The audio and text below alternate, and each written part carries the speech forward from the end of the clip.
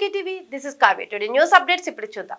కృష్ణా జిల్లా అవనిగడ్డ నియోజకవర్గం వైసీపీ నాయకులు కడవకల్లు నరసింహారావు కారుపై కూటమి శ్రేణులు దాడి చేశారని మాజీ ఎమ్మెల్యే సింహాద్రి రమేష్ బాబు ఆరోపణ.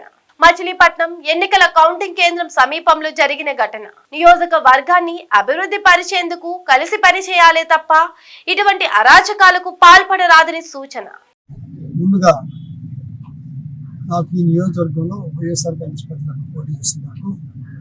సుమారుగా 65,000 చోట్ల నాకు ఓట్లేసాను.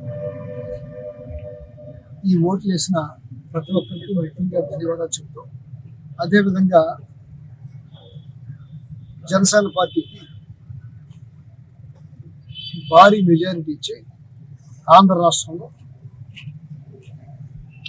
కూటమిని గెలిపించారు.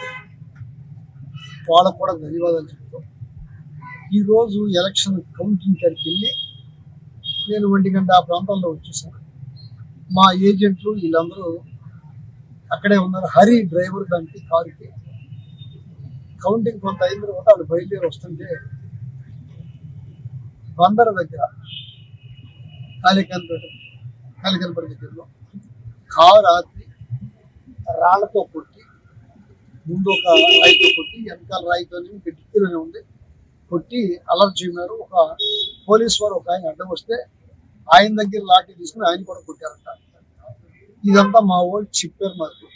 ఇది అక్కడ ఆ ఉండోళ్ళు ఎవరంటే గరికపాటి శివ అని చెప్పి ఆయన భోగిపల్లి ఆయన ఒక 20 మంది పైకి ఈ పని చేశారు. ఇంతకుముందు మేము గెలిచాం. ఈ 5 ఏళ్లలో ఇటువంటి అరాచకాలు పనులు ఎవరు ఎక్కడ చేసినా మేము దాన్ని సమర్థించాలి. ఇవాళ గెలవగానే ఇటువంటి పనులు చూసుకుంటారు కాదు.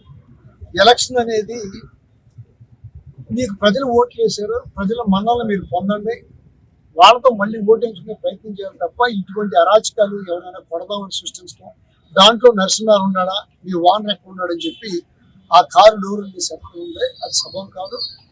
ఇది ఇటువంటి మేము చాలా చూసాం. మీరు మంచిగా జనంతో మంచి అనిపించుకోండి తప్ప ఇటువంటి పనులు చేస్తే జనం కూడా మిమ్మల్ని అసహించుకుంటారు.